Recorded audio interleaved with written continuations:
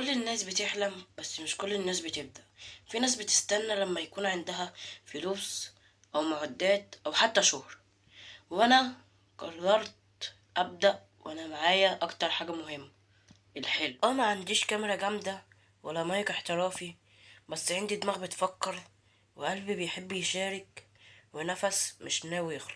الفيديو ده مش مجرد فيديو، دي بداية حكاية مليانة تجارب وضحك وغلطات وتعلم، وهشوف نفسي بكبر قدامكم.